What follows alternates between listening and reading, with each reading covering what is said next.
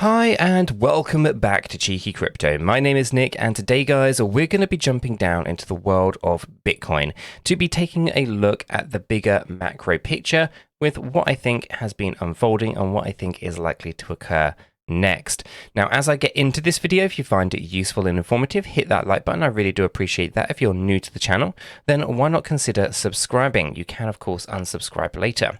And if you haven't yet join us down in Discord, you should go ahead and check it out. Linked in the description down below.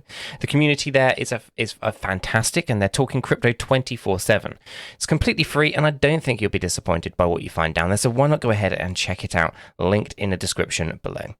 Let's make a start with this one. We are going to be taking a look at three different charts really here. We have smart money concepts, which is this one here that you see. We have a little bit of Elliott wave theory. We'll go through what's going on there. And then we have our bigger macro weekly time frame. So these two are daily. This one is weekly. And the weekly is going to be really looking at some key levels that we're going to be finding interesting. So we'll start things off over on the Elliott wave theory side, and we'll just progress our way through. So Bitcoin paired up with USDT, daily chart, and Binance is our data source. And as we kind of have spoken about a fair few times, what we can see here are these higher highs and higher lows. Okay, these have a tendency to want to break to the downside. And we can see these consistently through the bear market. You can draw them pretty much on any cryptocurrency. They're the easiest things to spot. And it helps you avoid those common traps that you find with trend lines, okay?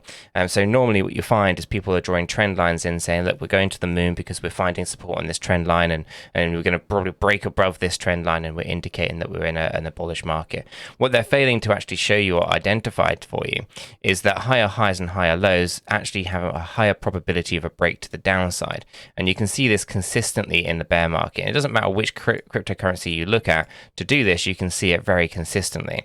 And it's actually the opposite that you want to be looking for if you want to be in a bullish market and you want to kind of have that bullish narrative. Then really what you want to be doing is you want to be looking for these lower lows and lower highs, as these have a tendency to break upwards. Okay, so what we want to do is it's not a guaranteed science, because sometimes you have these little fake breakups and then they fall to the downside. But for the most part, lower lows and lower highs break up, and higher highs and higher lows break down. Okay, now I talk about this and I talk about it a fair amount of times is because we've seen that this is something that is occurring here. Okay, so it's not a bull flag. Bull flags tilt down, not up. And if they're tilting up like this, there's a high probability that they're actually going to break down. Like I said, it doesn't always happen. There is one over here, for example, that we actually had a break up from. Okay, but at least it allows you to have some kind of probability that you can run off, right? So you can see what's going on. So when we start spotting higher highs and higher lows, it makes me nervous and thinking that this is not a bullish market. This, in fact, actually is going to be breaking to the downside. Now, on this daily chart, we can see that we're finding brief support here on the 50 EMA. Now, it's possible that we've turned this EMA into support and we move upwards, right? And now that is possible. And we can also see that we did come down a little bit, and I still expect volatility around here as per my morning video this morning, right? We were talking about how we had a diagonal structure right at the very end here. So it's possible that we wick down, hit some key areas, and then we move on up. We are looking for 29 to 30K at some point, so I'm not looking for this to be a massive break here. I am looking for a retest of these higher ranges. Now, if I were to go ahead and extend this out, and just think of it as a trend line at the bottom here, previous support probably is going to turn into resistance by the time that we actually push back up into this range, and then we'll get rejected. I am expecting further downside from here, but before we can go down, we should be going up. Not right away, of course, because this is a macro time frame. It's going to take probably a while before that actually plays out, but that's kind of the expectation. Find brief support here, although we may wick down and just have a couple of closed positions a little bit lower to finish off our diagonal, come back up, test our previous trend line here, which would be if I actually remove, actually no, I won't remove it. I'm just going to draw it in. Right in here is actually a little bit more on the accurate side of things rather than the channel side of things. I will remove the channel and I'll put another one in up here. There we go. Okay, so looking at this trend line, what you can see is people are going to react probably negatively as we approach this level. Previous support turn resistance, essentially, just diagonally drawn. So knowing that we have those higher highs and those higher lows, and we had that break to the downside, our expectations are that we do retest that at some point in the future. Now, Elliott wave theory is still showing us with a potential Z wave. That Z wave is still indicating to us 11,692. to 18,468. I will cross-reference and check it just to make sure nothing has changed. And we'll use the fib tools for this. Okay, so our Fibonacci retracement tool is going to take our W wave, and we're going to put that over here. And it may have actually changed a little bit. Let's have a look. We did actually push up higher beforehand. So let's see. Get this right on the nose, because I think it was 31,000. 31,000 flat, yeah. So it is reasonably close right in there. Let me just adjust this a fraction, and we'll get that back in line. There we go. It's a penny in it. But if we adjust this, we should be, yeah, okay. We can pushly bring this up a fraction more to about here. Okay, so it does change the target ever so slightly. We are going to be talking now about 12,525 to 19,705 approximately. I'm just going to adjust that to 705 if I can. The problem with Bitcoin, the numbers are so high it can be hard to adjust. Let's just get this as close as I can to, I'll leave it at 700. There we go. Okay, so that becomes our range for a potential Z wave. Now that's if that plays out. There's still the possibility that what occurs here is actually going to be more of a giant A, B, C structure, and that's the scenario that you see sub $10,000 on. So that's the concern there. We will know more once things actually start progressing to the downside. For the most part, all we really want is to kind of keep this Z wave structure, because if we can do this, that actually gives us that bullish market slightly sooner. And if we do lose this low at 12K, if we were to come down that low, of course, 12,525, if we were to lose that, then unfortunately we're probably going to have to see significantly lower. Okay, so caution to the wind a little bit with that one. Okay, now if I come over into smart money concepts, we can of course acknowledge there are fair value gaps on the way down. So I don't think we can really dispute on the current structures that are going on here that we have a requirement to come down, even if it is just back to the $20,000 level. I still suspect 17K is something that we should consider, because on a weekly time frame you have a fair value gap that comes all the way down to 17K. Okay, so we want to be aware of that. But on the daily time frame, it's actually around 19. So we can see that we have some interesting structure. We have a potential trend coming in here now. Okay, so that could see us coming down like this, and then bounce up, and then follow that up with another kind of 5-wave structure. That would take out all those fair value gaps and would meet our requirements of our Z wave.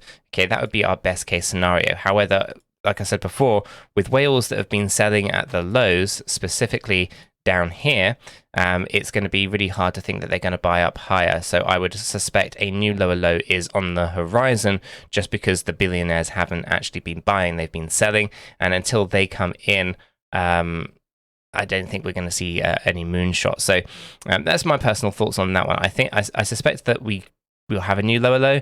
However, it's not a technical requirement to do so. I think it's very important that we understand that, right? My opinion is that we will, based on on-chain data, but technically speaking, we don't have to. Okay, and that's very important. Those are two very different things. Okay, so we'll see how that kind of plays out over the next kind of several months. But essentially, that's kind of what I'm thinking. Now, there are lots of comments, and see them on YouTube and various other places, about how, you know, we missed the bottom. We didn't miss the bottom. We knew the bear market rally was coming. We're buying up at the bottom here. That is very obvious when you take a look at the Discord server and from the trading activity that we do for our Patreon members and so forth. So it's not that we've missed the bottom here. It's just that the data doesn't suggest to us that we're actually in a bullish market. And it's really hard to kind of lie to people, sit here on YouTube, create a video saying that we're going to the moon if I do not believe that we are going to the moon. Okay, so I think it's important that we kind of get a grip on reality, because I think a lot of the comments and the nonsense that I see just is not based on facts, and it's all documented in a Discord server. Patreon members can check this and see exactly what's going on in terms of what we're buying, what we're selling, and when we're doing things. It's all very transparent. So yeah, anyway, nonetheless, we can see that this rally to the upside here, I don't think it has sustainability to it. And so a move to the downside is an inevitability.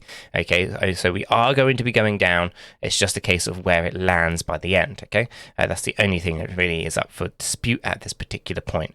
And I'm happy to dollar cost average on all of these moves to the downside, because I do see, even though we have our bigger kind of macro pieces here, I do see this as a true viable option. I just am concerned that unless we start seeing large wallets start to increase, we should be very concerned about a bigger macro picture.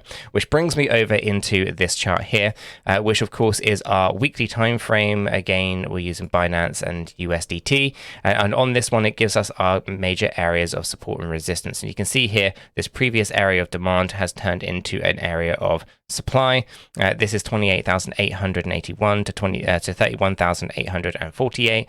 We got heavily rejected from this area, and we can see that right there. Now we are looking to potentially come down, in my opinion, 24.3 to 25.2. This particular area is a previous area of supply, and we might be able to turn it into an area of demand. Okay, so we'll be looking to come down here at some point and see how price reacts to it. This also coincides with our 50 and 200 EMAs, so it's been interesting to see how that kind of plays out as well. We will bear in mind that Bitcoin's had a significant surge upwards recently over the last few weeks. So let's go ahead and show you what that looks like. Right, so we've moved up over the last 20 weeks. Okay, now we have a 200 EMA, which is the average price over 200 weeks. Okay, now if we kind of think about a movement to the upside over 20, that's 10% of that moving average turning into a bit of a green line.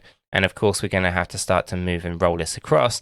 We're going to potentially start seeing this 200 EMA slightly turning up, while simultaneously our 50 EMA is going to be turning to the downside. And then when that happens, I think we're going to see a bit of a death cross, and I think people are going to react to that as well. So just keep that in mind. There's a lot of different things that are going on here, and we should be aware of them. Now, if we were to come back down and lose these brief areas of support, then our next key areas are 17,000 to 18,000. We can see that right in there. Lose that, we have our low. And then right down here, the actual area that I was expecting to hit originally, which was 11,600 to 13,900, or essentially the $14,000 level. This one is still very much in play. And this is where I really do want to find the support levels on for Bitcoin, because this is, I think, where I would like to see the bear market finish, so that we can then start to move on upwards. But again, the data will suggest exactly what is going on to us on with Bitcoin, and we can take it from there. So until then, it's a little bit of speculation as to kind of where things are going. But structurally wise, I think, yeah, things are progressing nicely as they are, and we can start to see things unfolding quite nicely here for Bitcoin. Let me know what your thoughts are in the comments below. I'm going to leave it right there. If you found it useful, hit the like button. If you're new, subscribe. And if you haven't yet joined us in Discord, check it out, linked in the description below. Until the next one though, guys, have a fantastic day. We are not financial advisors. None of what we have communicated verbally or in writing here should be considered as financial advice. It is not. Do your own research before investing in any digital asset or affiliate offers, and understand that investing in any crypto is risky. If you do, you need to be prepared to lose your entire investment. This video is for information and entertainment purposes only. All our videos are strictly personal opinions. Please make sure you do your own research and never take our opinions for financial guidance. There are multiple strategies, and not all strategies fit all people. Our videos are not financial advice.